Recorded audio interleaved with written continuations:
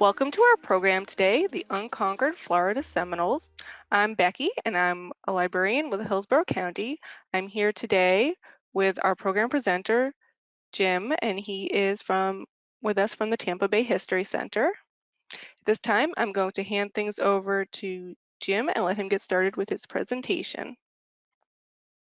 Welcome, everyone. My name is Jim Weiss, as Rebecca told you, and I'm a docent at the Tampa Bay History Center. Have been a docent down there for over 12 years. I really enjoy it because I really didn't know very much about Florida history. And those of you who are perhaps from the Northeast think of history as going back thousands and thousands of years and may think that Florida really doesn't have much history or is rather shallow. But I found out that, boy, oh boy, Florida, very rich history, albeit starting a little bit later than the Northeast part of the United States.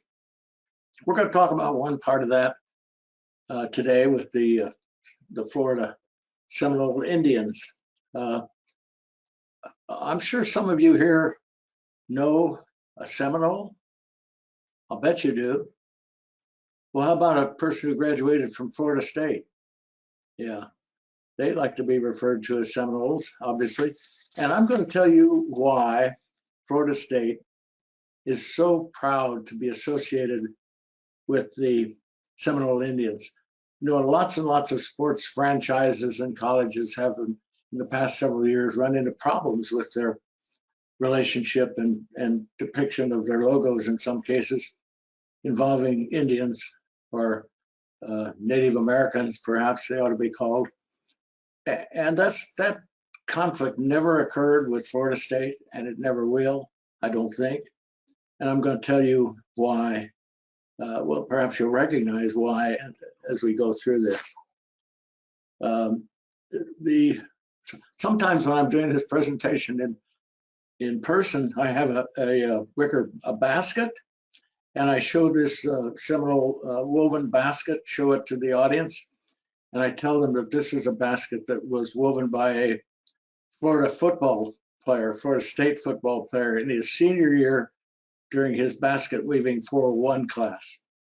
And that gets a lot of groans, obviously, from those persons who are the garnet and gold people. But, you know, if there's some University of Florida people in the audience, sometimes I'll get the alligator clap to that. Well, we're going to talk about Florida's history. And in Florida, things really didn't go very well for the native populations here when the Europeans began to arrive. Ponce de Leon was governor of Puerto Rico. Columbus, poor Columbus. People think Columbus discovered America, but Columbus never set foot on the continent. He did discover Cuba, and in 1492, but poor Columbus, he was lost. He was looking for a new path, a new way to get to the far east. And we landed here in this part of this hemisphere, and he saw all these people running around. He called them Indians. So before that, we have to call them Florida's native population, but not until Columbus arrived did we start to call them Indians. The native population was about 100,000 persons here in Florida when the first Europeans arrived in the 1500s, early 1500s. And by the 1700s, they had almost disappeared. The primary cause of this depopulation was diseases which were brought from Europe, diseases that the native population had no natural immunity to. And it just about wiped out all of the natives, the original natives of Florida. Some of them died in battle. Sometimes the Spanish conquistadors would capture these Indians from Florida, enslave them, take them back down and sell them as slaves in Cuba and other places in the Southern Hemisphere. Many of them died in combat, of course, because there were different clans But as I said, most of them died of diseases brought here by the Spanish primarily. The Seminoles of today are made up of three very specific groups of people. And again, those of you from the Northeast recognize that the Iroquois go way, way back in history. The Plains Indians go back thousands of years, and you can trace the Navajo Indians in the Southwest a long time. But the Seminoles are a very recent tribe, relatively recent tribe. They became the Seminole Indians, became Seminoles somewhere around the early 1800s, about 1800. And as I said, they're made up of really three different groups of persons. First of all, the few native Floridians that survived the diseases and everything else the Spanish brought were down to maybe as few as 500 of them, and they lived for the most part up in the panhandle of Florida, where agriculture and cattle ranching were the primary methods of making a living. In Georgia and Alabama, there was a huge Indian tribe called the Creeks.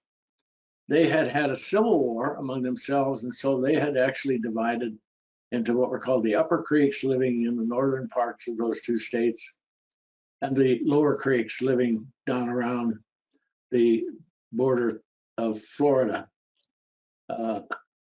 These persons were primarily cattle herders for the most part. As after our Revolutionary War, Europeans came pouring into this country, and as they did, they just kind of pushed the Indians off the land. You see, the Indians had no concept of land ownership.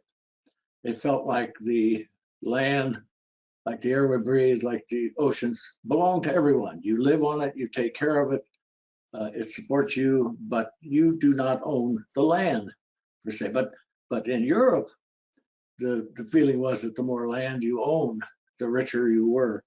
So as these Europeans came into the North American continent, they wanted to own the land. And in fact, the government, US government, the new US government gave them what were called land patents. If you lived on that land for 5 years, farmed it, improved it in any way, it then became your land. And so now it's my land and I have title to it, and I can just tell the Indians, get off my land. So they get, the Indians along the eastern part of the United States get pushed farther and farther west, and the Lower Creek Indians get pushed down into Spanish territory, which was Florida. And so now they just kind of, these Creek Indians, the Lower Creek Indians, just kind of moved in with the indigenous native Floridians, and they lived together as a group peacefully. The third group of persons that make up today's Seminole Indian tribe were the Black Seminoles. Along the border, along the Alabama and Georgia border, there were plantations. And if you were enslaved, working on one of those plantations, and you wanted to escape, you had to get all the way to a foreign country. And of course, most of you probably know about the Underground Railroad, and that was to get all the way to Canada. But down here, if you escaped to Spain or Spanish territory, escaped to Florida, you really would be in the same position with regard to your freedom. In fact, the Spanish government in St. Augustine actually promoted the migration of enslaved persons into Florida. They told them, if you accept Catholicism, if you become a Christian, if you convert to Christianity, then you will have your freedom. So many of the blacks from off those plantations escaped, gained their freedom here in Florida. So those are the three groups that make up today's Indians ethnicity. They're the Lower Creek Indians, those few native Floridians that were still around after the Spanish conquistadors got here, and finally the Black Seminoles, the escaped enslaved persons from those plantations. To become a chief, it's a matrilineal society. That is to say, the oldest son of the female Indian leader, it becomes the next chief. And you have to be 100% Indian. These black Seminoles could not become chiefs, but they were very, very good fighters. And many of them, including names you'll recognize like Osceola, become leaders of different battles that the Indians were involved in. These blue triangles here show the Indian settlements in northern Florida around 1500. So how did the Seminole word, the name of the tribe, how did that happen? Well, in Muskogee language, Seminoles means those who camp at a distance or those who have moved away. The Spanish called these people, these persons, Cimarrones. And because the Seminoles have no R in their alphabet, Cimarrones becomes more like Seminoles, and it becomes homogenized into the word Seminoles. The word Cimarrones means in Spanish runaways or wild ones. So that characterizes the reason they wanted to be called Seminoles. The British actually gained control of Florida from Spain from 1763 to 1783, about 20 years there. And they built up in the corner, I don't know whether you can see my pointer or not, but right around here, they built something called the Negro Fort. And then when Spain got the state of Florida, or the territory of Florida, back from the English, that fort was still there. And the Seminoles experienced a very rapid population growth from 1700. In 1800, there were maybe 5,000 Seminoles in Florida. And I, of course, have to mention that many of these escaped enslaved persons were also followed by slave hunters, who often clashed with the Spanish or their Seminole protectors. Well, the plantation owners, sick and tired of their slaves and slave persons escaping to Florida and gaining their freedom, went to Washington, D.C., and they said, hey, you got to get Spain to help us with this problem. We've got a problem with the border, right? And Spain said, sorry, we can't help you. Spain at this time was actually declining in terms of their international power. He said, we don't have the money, we can't help you. So a friend of ours by the name of Andrew Jackson was a colonel, and he said to President Monroe, I'll take care of the problem if you want me to.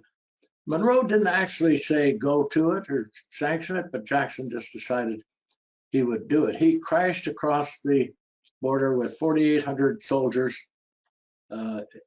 actually invading Spanish Florida to find and capture as many Seminoles as he could, bring them back to their owners, and those that he couldn't capture, he just massacred. He just went all the way across the northern panhandle of Florida, wiping out almost every Indian residence camp is known along there. His 4,800 soldiers were up against 1,200 Seminoles. So you can see it happened quickly, it happened fast. The war lasted less than a year, in 1817 to 1818. And Jackson then just went home and said, okay, we solved that problem. He actually, first of all, attacked the fort built by the English, was called the Negro Fort.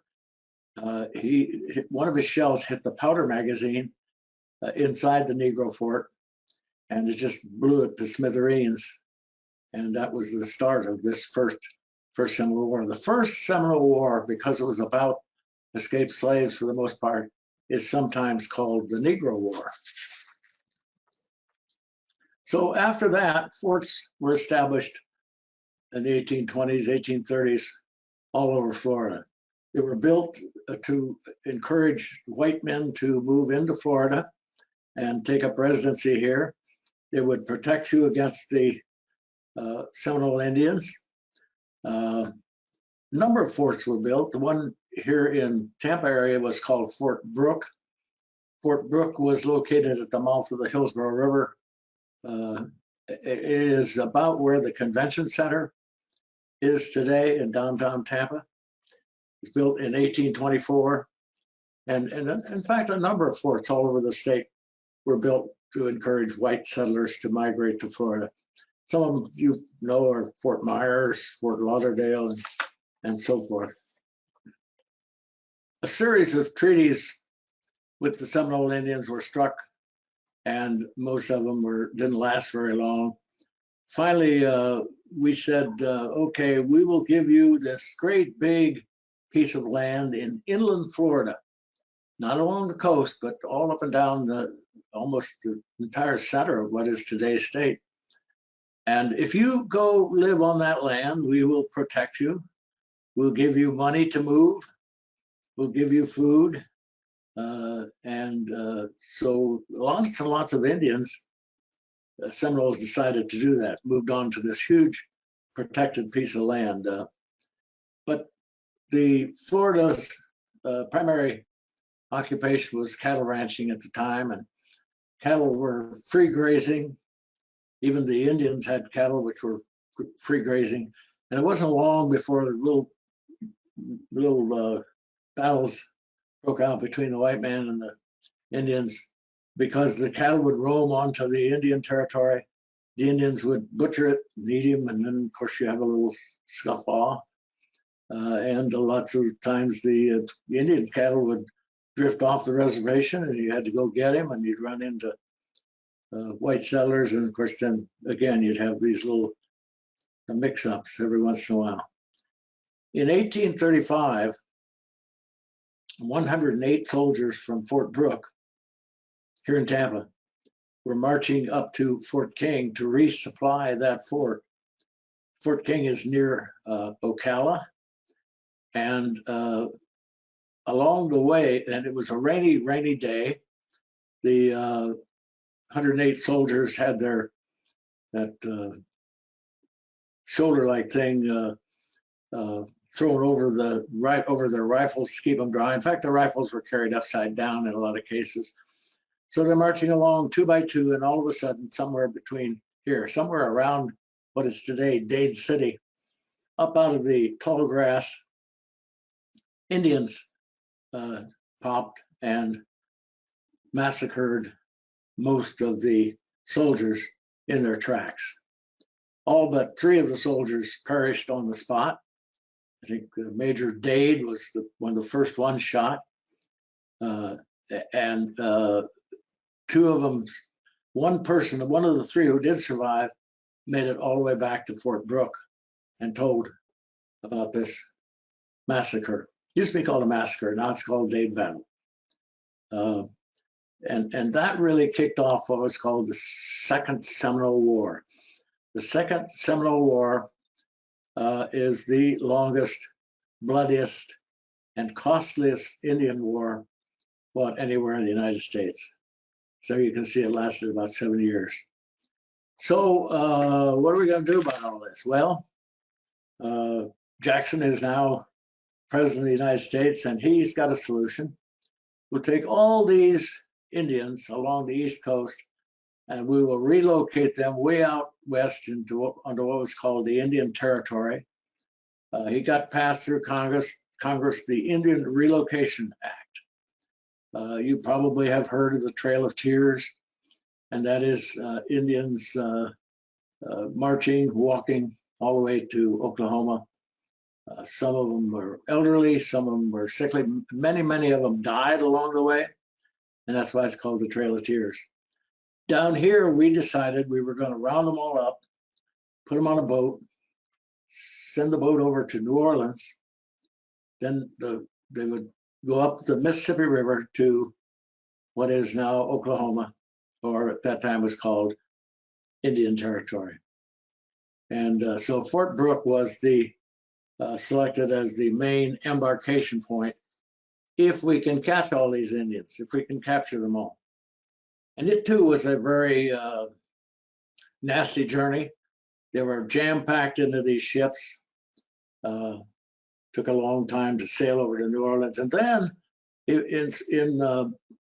New Orleans had a very large slave market. And many of the black Seminoles were sold back into slavery in New Orleans. So that's probably, but some of the Indians said, hey, I'm not going on that boat. No way. So they went down and they hid out in the Everglades. And in 1855, for about 3 years, we had Zachary Taylor chasing Billy Bowlegs all over the marshy land just north of the Everglades. The Indians were fighting a guerrilla war. They were obviously outnumbered, but the soldiers were great targets, crossing in territory in waist-deep water sometimes. Their rifles held over their heads.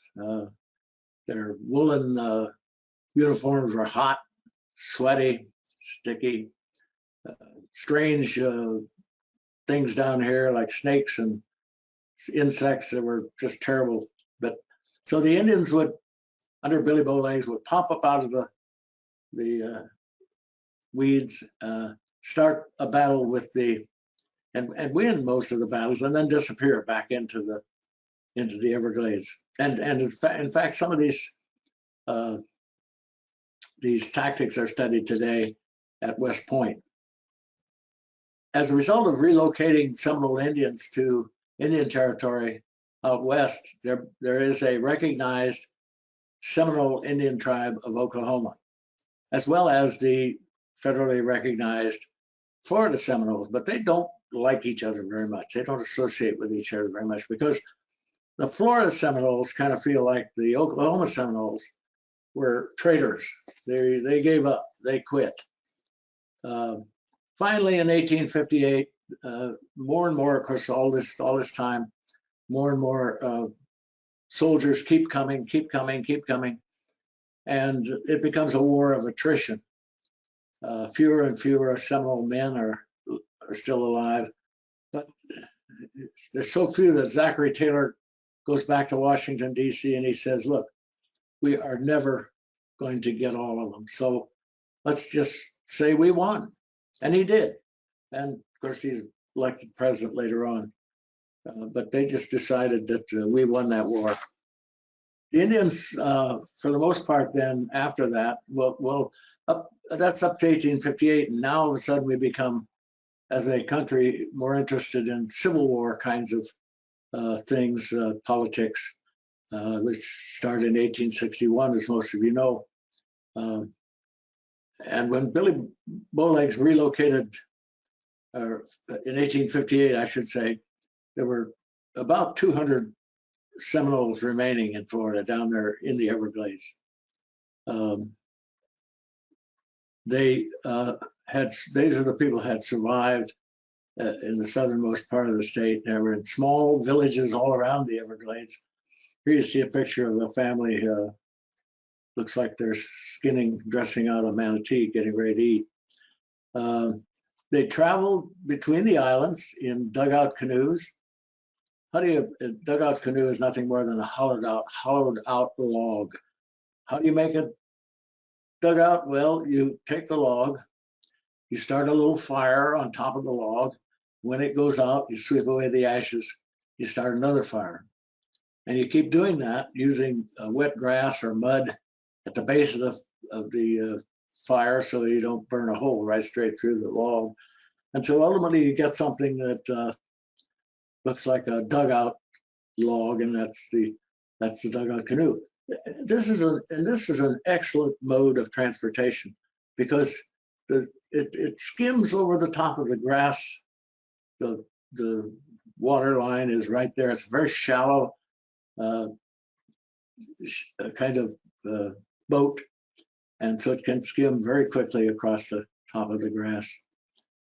Their diet, for the most part, consisted of taking the root of the Kunti palm tree. Kunti palms are around today. They're all over Florida. They're used as in landscaping all over Florida. But if you get the root of the Kunti palm and you grate it down until it's a powder, you put it through this strainer with water and you put the ingredients into a pot. You can make a kind of, dry it out, you can make a kind of a flour. Then if you add water to it and of course some meat or some vegetables, you have a very, I guess it's very tasty kind of food. But that primarily was their diet, the Kunti soup, I guess. In the early 1920s, the Seminoles began trading peacefully with white people as whites migrated more into Florida and around the Everglades, around the edges of the Everglades. In 1927, I think it was, the Tamiami Trail, which is now US 41, opened up, and of course that brought lots and lots of people, tourists for the most part, into the state of Florida. It fueled a boom in tourism all over Florida and created many commercial opportunities for the Indians here. They could be, we could sell these tourists souvenirs, such as the doll in the upper right-hand corner or the basket in the lower left-hand corner. By the way, if you see Indian dress where there are these horizontal strips along the clothing, as you see the doll there, that is very much the Seminole costume. And also along these places, you might even see some alligator wrestling. But the Seminoles existed primarily on the tourist trade for a long time, until from the 20s. There were these tourist stops up and down US 41 or the Tamiami Trail, where you could stop and see some of these things. Then in 1957, not too long ago, they became federally recognized as the Seminole tribe of Florida. There are actually two federally recognized tribes, the Seminoles, of course, and the Miccosukee. The Miccosukee kind of merged in with the Seminole history until you get down to the 40s and 50s, and then they split off. They have their own language and their own culture, but they're very, very, very small relative to the Seminole population. In 1967, a lady by the name of Betty Mae Jumper became the first woman elected to chair of any Indian tribe in North America. And in 1974, they formed the National American Indian Cattlemen's Association. So they were in large part were cattle ranchers. And below the cattlemen there, you see the cracker whip. It was made of leather. You'd not hit the cattle with the whip. Rather, you'd use it to steer the cattle. You would crack it to the right side, and the cows would all turn to the left, and so forth. And because of the sound it made, if you cracked it, it sounded like a rifle shot. It was called the cracker whip, and some of these cowboys were called crackers, where the word cracker comes from. In 1977, we saw the opening of the first smoke shop, where the Indians could offer a discount, tax-free tobacco products. It gave them a stable enterprise, which continues even today. You can buy tobacco products on any reservation without paying any federal taxes. And it did bring in substantial revenue in the 40s, 50s, 60s, when a lot more people were smoking than are today. In 1979, we see the opening of the first high stakes bingo hall. The one here in Tampa ran 24 hours a day, 7 days a week, and paid out a lot of money to the winners of some of the bingo games. It was the smokiest place I have ever been in. Ran 24 hours a day, Saturdays, Sundays. People came from all over to gamble in these bingo games. And so that provided a lot of revenue for the Seminole Indians. Here you see a picture of some of the different reservations in Tampa. The largest one is Big Cypress down there just north of the Everglades. Their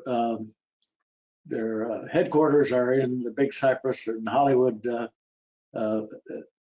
reservation areas. There you see the one in Tampa. The story of the Tampa casino is kind of interesting. In 1980, we began work on developing a big $9.4 million city parking garage known as Fort Brooke Parking Garage. So they are clearing the land, and bulldozers and heavy equipment are there. And all of a sudden they discover some beads and some bones. They had very clearly been dredging up a cemetery. So they didn't know but they soon discovered that it was not only white settlers from the Fort Brooke area that had been buried here in this old lost cemetery. There were also Seminole Indians. So the work stopped immediately. And the Seminoles leaders were called in. Mayor at that time was Bob Martinez. And he began negotiation with the Seminole leaders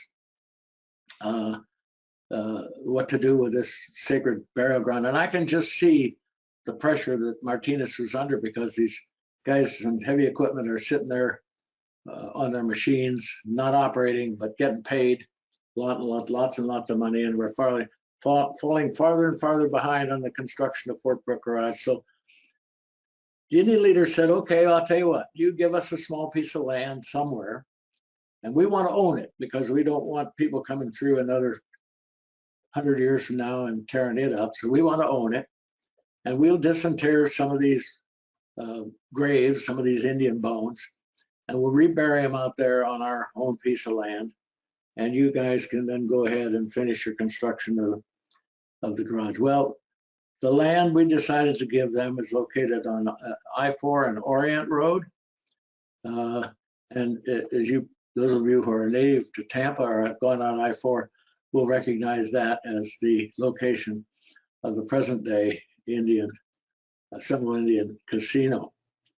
They buried the remains of 102 non-Indians in Oaklawn Cemetery, downtown Tampa, and the rest of them went on to be buried in what is now the Hard Rock Casino. Here you see a picture of the opening of the stock market, and the Indians are hitting the bell to start the trading for the day. They not only had their own gambling casinos, but they also acquired all the Hard Rock casinos all over the world at this same time. So, over and over, they've showed their tremendous tenacity in the face of overwhelming odds. I see this casino thing as a kind of the Indians are getting their due. Now they're punishing the white man. They're taking his money. And they say that the sun never sets on the Seminole Empire, because these Hard Rock casinos are all over the United States. Not bad for the descendants of what were called the wild ones, or those who live apart, or the runaways, as the original Seminoles or Cimarrones were called. Done pretty well. So, remember I said I'd tell you why Florida State's proud to be associated with the Seminole Indians. When Zachary Taylor went back to Washington, D.C. and said, we're never going to get all those Indians down there in the Everglades. Let's just say we won the war, and then we did. He just declared we won. But the Seminoles say, hey, we never surrendered.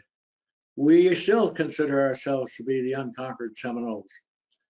And so wouldn't it be nice if Florida State could have an unconquered football team or a basketball team that went without losing a single game? And Florida State and the Seminoles work together today to make sure that what is done at Florida State with their logos and everything makes the Seminoles proud. So this is a relationship that's symbiotic, and both sides cultivate it continuously. Well, there you have it, the Florida State Seminoles. Rebecca? So we have a few questions, but if people want to still submit, has there ever been any organized effort to relocate Osceola's body from South Carolina back to Florida? Is our first question. Not that I know of. Osceola, for those of you who don't know, got a hard fever here in Tampa. Was moved, first of all, I think, to a hospital in Jacksonville, but ultimately is buried in Charleston Harbor, where the Civil War started, actually. And I don't know, Osceola's dad was a Scotsman, I believe. His mother was a native Indian, and it may be that they were from that part of the country. He might have gone back to his family roots, perhaps. I don't know of any. He at the time was the most famous Indian, more famous than Geronimo or any of the Sitting Bull or any of the other Indians in the United States. But I don't know of anyone who's ever tried to move him back to Florida. Another question is, for Dade's battle, does anybody know why the Indians decided to attack at that point? You mean geographically at that point, or why they were irritated in that time frame? It could be either one, because yeah, it seems like they were lying in wait, is what it sounds like. But either, both. Yeah, they were. Osceola was not there. Osceola was negotiating with the white man who was in charge of the Indians down here over broken treaties, one after another. And Osceola finally took his knife and stabbed it into the tabletop and said, "That's the end of this stuff. We're not going to sign any more of these treaties that the white man doesn't live up to." In fact, in some cases, to get the Indians to come on to the reservation land, the Indians would come in under a white flag, expecting to negotiate a treaty, and they were actually captured, which is not too nice to think about. But not under a white flag, no. Yeah, and so I think it was just a buildup in terms of their mood. It was just a buildup of one treaty broken after another one. The constant arguments between the white men and the Indians about where the borders to this reservation were and who was trespassing and who was stealing whose cattle and that sort of thing. Just build up until finally the Indians decided to try and strike a singularly hard blow at the and the march from Fort Brooke to Fort King provided that opportunity. Let's see, we have time for, I think, one more question. One question is, for the cemetery, do we know why the Seminoles and the white settlers were buried together? Was that very common for them to be buried together? Well, if you think about it, the way cities grew, or the way cemeteries were placed on the outskirts of most cities or most settlements, and then the settlement needs to expand. So it just expands over the top of some of these cemeteries without notifying anybody, hoping that nobody cares. And so it was a common burial ground because it was on the outskirts of Fort Brooke, and just a easy place to bury people, I suppose. I don't know that there were any, for lack of a better analogy, any Jim Crow kinds of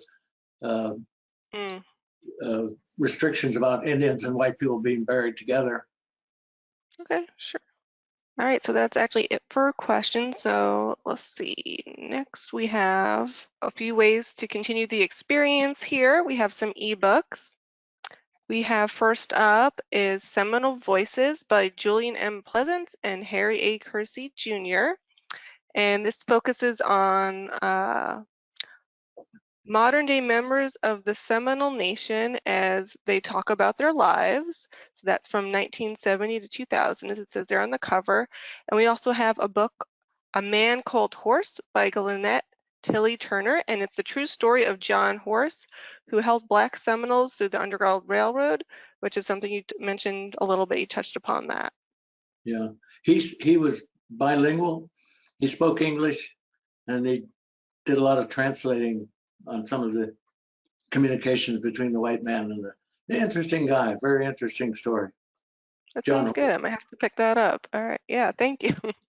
So yeah, both of those books are available online through the ebooks. You can go to hcplc.org/ebooks. And if you want to reach the library, you can reach us at hcplc.org/contact, or our phone number is 813-273-3652. And if you're interested in learning more about the Tampa Bay History Center, you can go to their website, tampabayhistorycenter.org. And Jim and I were talking right before the program, and he reminded me that we have at the library a wonderful program called Discovery Pass. So with Discovery Pass, you can actually get access to various museums, and you can get access to the Tampa Bay History Center. So for the Tampa Bay History Center Pass, it's totally free. You just need to go to the library website and go to our services page. You can get access for 2 adults and 2 children, or 1 adult and 3 children. So you just need to go and register in advance. You get to pick your date, which days you want to come. Sometimes they can be busy, so you want to make sure you check that calendar out and register in advance. You don't even have to go to the library. You can do it from home. And if you want to check out additional library programs, you can go to our website, hcplc.org/events, and check out what's coming up. So I want to thank everybody for joining us today and asking those great questions, and Jim for answering them and telling us all about the Seminoles. You're welcome. Yep, we hope to have you back again soon for another program. And hope everybody has a great night. Bye all. Bye-bye.